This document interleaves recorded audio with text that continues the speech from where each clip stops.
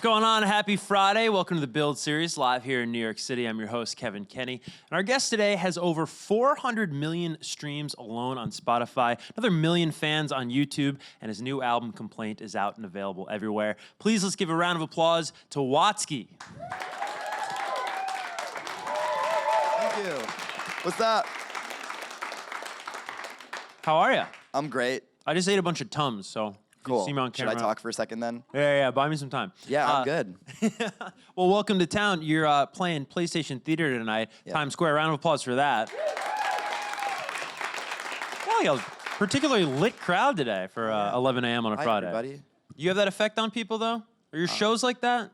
Our shows are pretty good usually. Yeah, everyone's really nice. All right. Bring out a good crowd. You got into this because of, I heard, deaf poetry. Yeah, I guess that was the first thing that really inspired me to be a professional artist. Before it was a HBO show, or I guess parallel to it, it was a Broadway show. Before I went to Broadway, it played in San Francisco when I was 15 years old. I went to go see it. I was a kid who was getting kicked out of class a lot, and I was an acquired taste for teachers, put it that way. But I had an English teacher my freshman year who thought that I would really like poetry, and he recommended that I check this show out, and I went. It was the first time I'd seen spoken word, and it just blew my mind, and I never stopped doing it. I like this story that I've heard where you go, I think the first time by yourself, right, as a kid, and then you just like you just start like you're obsessed. Like the minute you go and see it, you go like 3 times, I think, or 4 times. I think those things are so beautiful in life because they're not random, right? The things we're drawn to as children. I think it's maybe your purpose, your passion at the very least. And you found that in poetry. Yeah, sure. I mean, it was kind of the intersection of everything I liked already. Performance, wordplay, connecting with an audience. I think what would really seal the deal for me was how there's so much diversity in terms of the aesthetic and style in spoken word.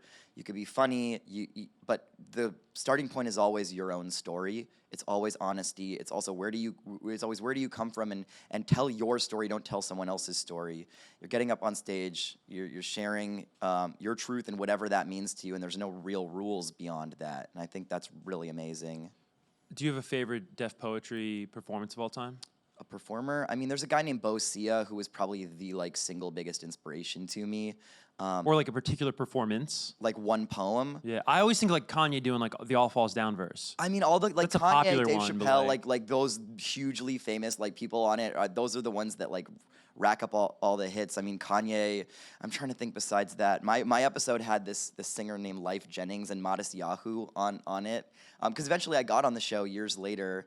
But I mean, it's like maybe the less well-known performances are the ones that really inspired me. There's a guy named Reeves, Sohir Hamad, Bo Sia, Saul Williams. Yeah, those are some that really, really set me off on my path. Right on. You grew up in the Bay Area? Grew up in San Francisco, yeah, right in the city. That's a funny city in terms of music because you can take it so many different ways. Like Third Eye Blind comes out of San Francisco, but then you got like Mac Dre and like Too Short coming out of San Francisco, or the Bay Area at least. Vallejo.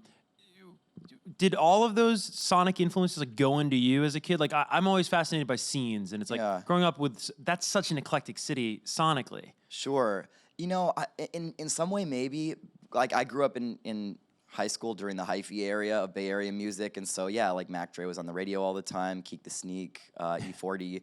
So I was listening to that in high school, but it's kind of like if I pick through my music, I don't know how much of that's really there. I think I was listening more to. I mean, at the time, the divide between underground and mainstream rap was more real than it is now. Now it's like so blurred, but at the time, it was like you had these independent hip hop labels like Raucous, Quantum, Def Jux, at the time Rhymesayers, and that was, I think, the music that was a little more influential, that's like reflected more in the style that I have now. It's funny you talk about that with hip hop today. I feel like everybody wants to blow up now in hip hop, where not that it was looked down upon, but like you said, there was an underground scene where like they were not trying to sell records, right? And it's funny, I saw you in a recent interview. You were like in high school, I used to hate 50 Cent, right? And he was like the biggest commercial rapper. Well, I saw myself in opposition to that because there was this idea at the time: if you were like a backpack hip hop kid, you did not mess with mainstream. And yeah, now that idea is totally out the window. And I think the whole concept of selling out, you know, like at that point, if you were a sellout, you know, people who listened to that quantum, Def Jux type of music. You know, that was the scarlet letter. And for kids these days, like you know, it's perceived totally differently. Totally different. Yeah. Do you think they're like? Can you even sell out anymore? I feel like that's the goal. You know, there's a quote from the Grateful Dead that I always thought was really interesting. They said something like, "Everybody thinks we refuse to sell out." It's like nobody's buying. We're like waiting for somebody to let us sell out. I think it's positive and negative, because there was some hypocrisy from people who were like so self-righteous about judging artists for selling out, you know, for trying to make a buck, even then, myself included. I do think there's a flip side to that where, you know, if you have no ethics and you're just willing to be a mouthpiece for anything, then you don't stand for anything. So I think that it is important to like scrutinize, you know, like what are the brands you get behind? Are these really messages that you can support? And maybe not say no to any corporate opportunity, because nobody is that pure, I think, you know, at this point, because even if you're doing a show, you know, it's going to be like presented by Budweiser, or you're going to be in a theater that has some corporate partnership. So to be totally wash your hands pure of that, I think is like as impossible as, you know, living a life creating no suffering, which like essentially is beyond what anyone can do. However, I think it's important to at least be conscientious of those decisions you're making and try and keep your eyes open. Yeah. I want to talk to you about the idea of managing your identity as a new artist. And what I mean by that is like you come out and you have immense success pretty quickly with this like fast rapping style, right? And you sort of become known as that. But we'll get into as we chat more on the show today, you know, into what you're doing now with Complain. You're going kind of in a new direction. Yeah. But how was that as an artist, and how do you manage your identity and how people know you? I mean, for me, and any time I feel like I'm getting pigeonholed into something, my impulse is always to try to subvert the expectation of what people want from me. You know, like when I was on Def Poetry Jam, I came from this youth spoken word community where occasionally scouts would come from Def Poetry, and then they would put the kids who'd done really well in that year's competition on the show. They'd give them a slot. And there were a couple years where I got passed over for that, and I really did want it. And then finally, I did this poem about being a virgin in high school, and the producers was like, "Oh, that's what he is. He's a high school virgin."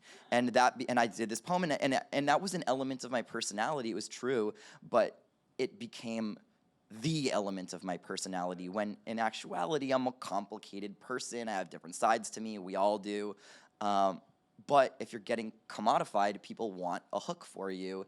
And so, you know, for a few years, I was the kid who did the high school virgin poem. I was like Screech who did poetry, you know, and that always felt like a real reductive version of what I was. And then the Fast Rap video in 2011 became more successful than I wanted it to be, to the point where I'm like, oh God, now I'm that thing. I wasn't the thing I was before, but at least that showed me that public perception is malleable, that if you have a clear view of what you want to be, you can put your foot down and say, you know what, okay, I'm not gonna keep doing fast rap. Maybe that's my quickest route to like fast success, but it's not the best route to becoming the artist I want to be. So after the Fast Rap video happened, I really made an effort and a decision that I wasn't going to try to replicate virality in that same way again, that I was going to get on the road, I was going to play with my band, I was going to continue to incorporate spoken word into what I do, and that I was going to make some decisions that were maybe going to peel some fans away from me.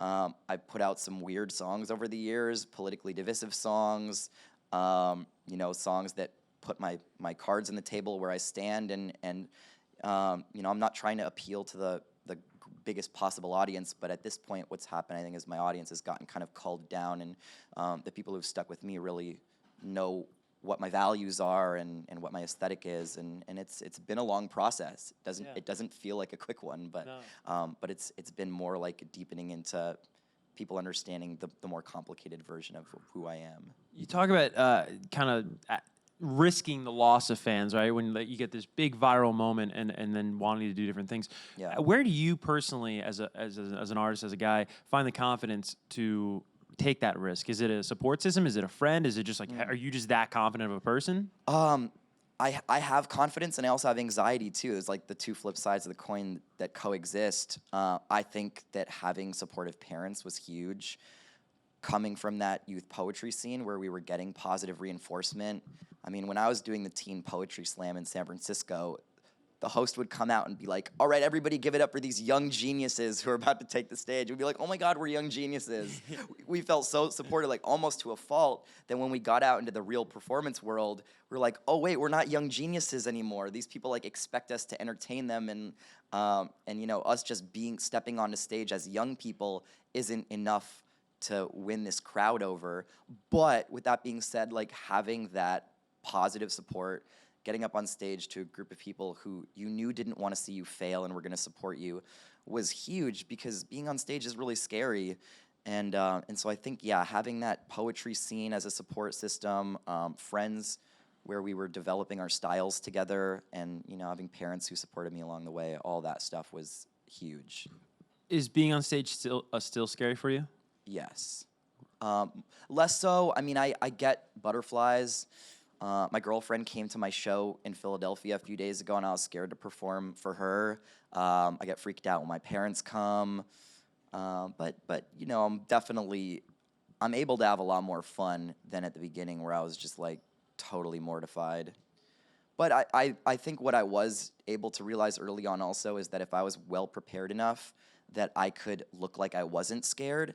And there's something in acting school that the Stanislavski method is this idea that what you actually put into your body can actually be transformed into how you feel. Like if you put your body into a position a certain way, you start to emote that position that you're in. It's fake it till you make it, essentially. And you know, I was just like the kind of kid, when I did these poetry readings, I would practice every poem 500 times in the shower until the muscle memory was so deep that even if my mind is telling me like, what are you doing right now? You need to get off the stage right now. I'm terrified. Like my mouth somehow moved and said the right words until I wasn't so scared anymore. Yeah. I wanted to get a little, you know, give the fans here in attendance, and also if you're watching at home, a little taste of some of your poetry work. And I wanted to take it back to really day number one, and about Bob robbing a 7-Eleven. Oh. Do you remember how that one went? That's like OG, right? Oh, I know what you're talking about. It's like a poem I wrote in 3rd grade or something.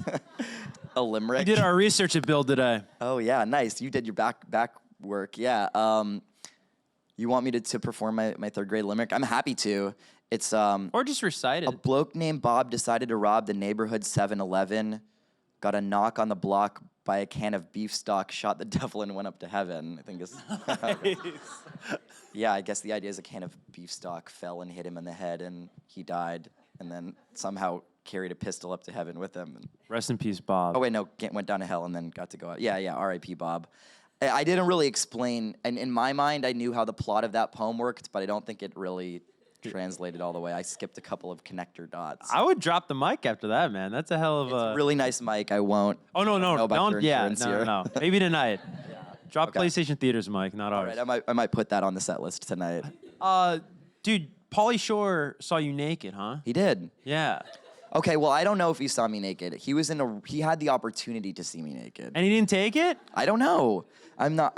I was at a men's spa when I first moved to LA with my friends. We had a little creepy spa in our corner called the City Spa, and one day we decided to have a boys' day there, and we went. And I wasn't a kid who went to schools where there were like public showers that you had to take. So this is, you know, I was like getting used to the idea of being naked with my other male friends, and there was a bunch of old Greek and Russian men and me and my friends in the pool and sauna area, and Paulie Shore was there, who I'd met 2 weeks prior to that at a college booking conference. So I knew him. I don't know if he really remembered me, but we got into the hot tub together, and I said hi to him, and he was wearing an American flag Speedo, so he wasn't naked. But then I had this like moment in my mind where I realized I wanted to get out of the hot tub and into the pool, that like at some point I was gonna have to make this walk from the hot tub to the pool. And Paulie's not leaving. Paulie's not leaving. He just got into the hot tub. Right. I'd been there, yeah. So I like steeled myself for it and got up my confidence and made the walk. But so, you know, like when you're at these spas, have you gone, you know, do you go to spas? I don't think I've been to that kind of spa. Okay. But yeah. Well, I mean, basically, you can look wherever you want, but you kind of like try to keep eye contact, and I think there's a decorum to like not staring. Right. But at the same time, like you are in the room with a bunch of other naked people. So yeah, I don't know how much he saw. I think this was an experience that stuck with me a lot more than it stuck with him. Build should break out this clip and just at Paulie Shore. Yeah. How much did you see? I tried. I did it. I wrote a whole song about it called "Paulie Shore Saw My Penis." Well, I know that's what I'm getting at. And I set it to. I put it to the instrumental of Casey and JoJo's "All My Life," and yeah, a jam, middle school dance staple, and I wanted to do a music video. This was years ago. I probably wouldn't do a song like this anymore, but I would put it on a mixtape that I had like 7 years ago, and my manager at the time, we reached out to Paulie Shore's management to try and get him in the video. I wrote a treatment. We were gonna be in tuxes together. It was gonna be like a Casey and JoJo. Yeah, with the scars and and there was gonna be steam rising up, and Paulie's team had all these questions that were like, okay, well, he doesn't really want to be around steam, so can you like have a body double and we'll CG his head onto the head of the person in the sauna? And we're like, oh, and we wanted him so much, we were like, okay, we'll do it. We'll CG his head onto the other person's body. But anyway, he eventually backed out, and that masterpiece never got made. Yeah. Paulie was just rolling solo at this spa, huh? Seems like you were in a group. I don't know. He might have had friends there. Yeah. I really didn't want to bother him too much. Like, I think to be a celebrity in public, especially going to a spa where you're expected to be naked, is probably nerve-wracking. In the age of cell phones, like what goes on the internet lives there forever. I didn't want to be messing his relaxation moment up. Yeah, no. You're a good guy for it. Yeah. Let's go to Twitter for a fan question. At Paulie Short. No, I'm joking. Okay. At Faithpool wants to know, oh, wow, this is a long question. What's the best question you've ever been asked by a fan with anxiety? What makes you feel comfortable when a fan is completely starstruck? I have a lisp from hypodontia. I'm so scared of saying the wrong thing during a meet and greet. Okay, cool. Where do I start with this? I guess so. When I meet people who come to my shows and I sense that they're anxious or they tell me they're anxious, I try to put them at ease. I try to ask the first question. I try to let them know that it's okay to be anxious, that I'm anxious too. Because meet and greets are such a weird construct. It's like, how do you do it? I like see artists do it, and it's just like I would just have so much anxiety. I think the best way is just try and be genuine and just start with being a human being and try and ask the person how their day was and genuinely hear them out. One thing that I do if I sense someone's really anxious sometimes is be like, hey, I'm going to do a stupid dance for you right now. I'm going to do like the dumbest dance that I can think of and, do a silly dance for them. And, if I will try to look more stupid than you feel right now, and maybe that'll make you feel better. Yeah. Sometimes it works. Yeah. So I guess the main thing is just to say to them that I think that everybody has some level of anxiety. Maybe it's not overwhelming for everybody, but I think anxiousness is something everyone deals with, that you're not alone, and that it's totally normal to feel that. Yeah. All human. Yeah. I mean, totally. Let's get to some in-studio questions. The first will come over here from the green couch. I guess my question is probably more related to the to Complaint.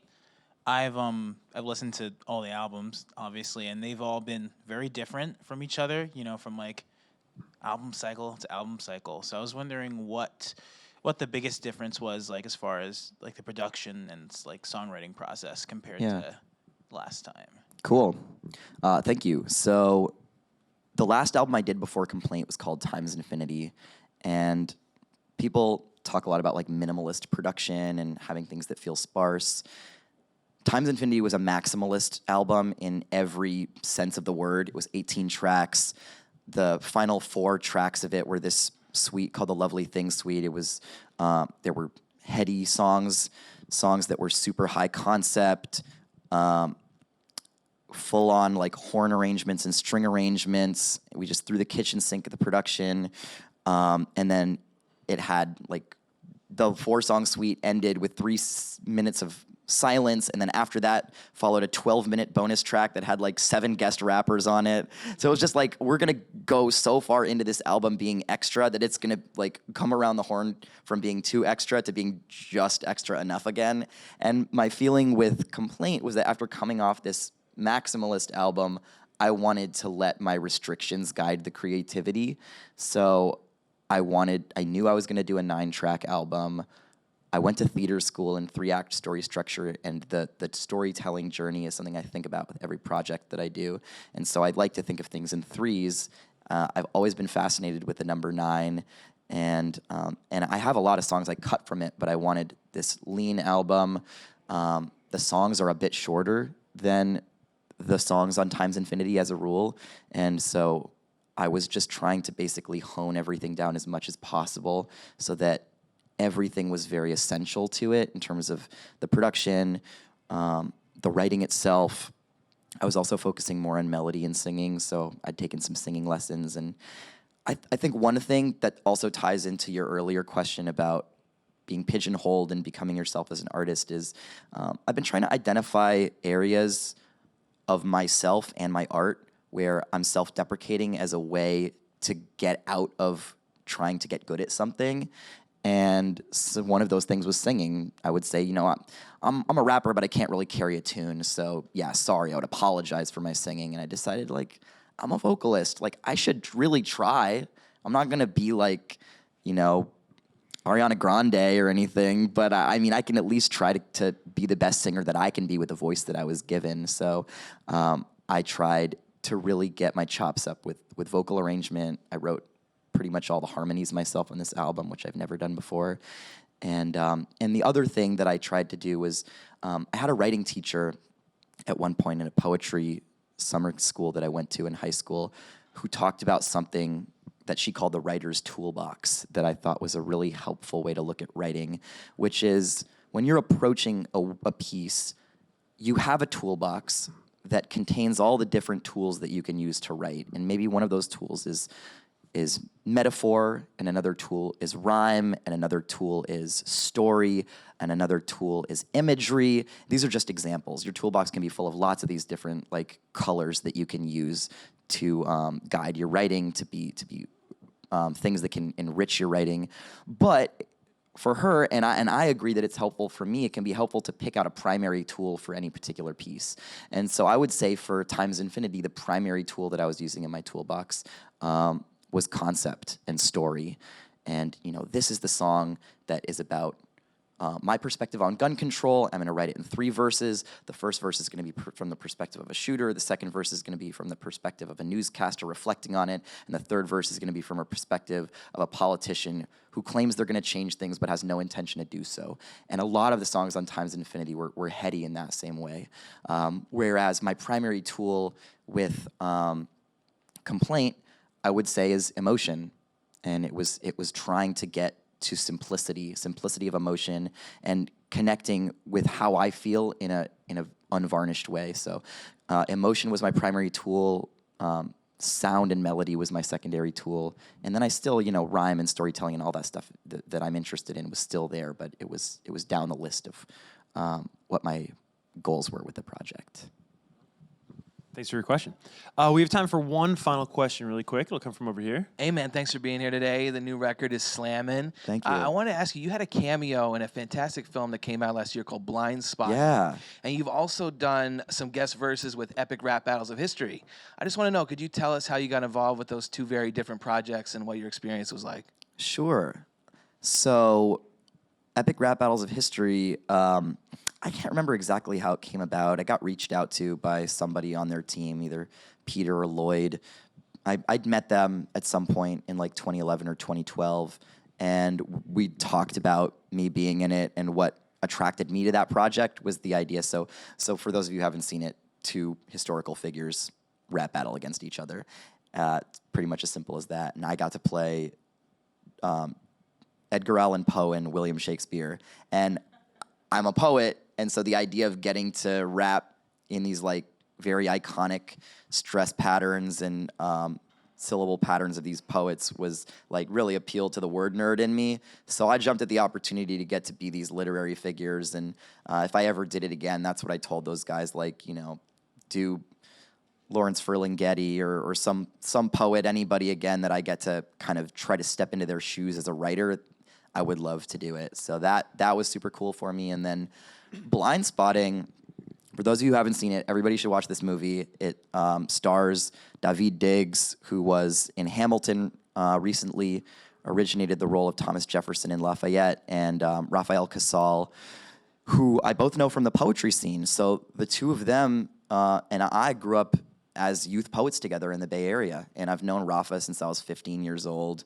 That movie was directed by Carlos Lopez Estrada, who did 7 or 8 music videos off my Times Infinity album. And so it was this project by my friends that are just like succeeding on this really spectacular scale. And they asked me to come on and be basically an In-N-Out order taker. Not In-N-Out, but their version of that in the movie. The gentrifying burger slanger who Rafa comes and throws the burger down on the ground. And yeah, I was on set for 1 day. It was awesome. And I'm just so proud of them. Like, it's such a good movie. So if you haven't seen it, you guys should check that out. Thanks for your question, man. Cool. All right, we're unfortunately out of time, man. But congratulations again on tonight's show. Times Square, that's the big time.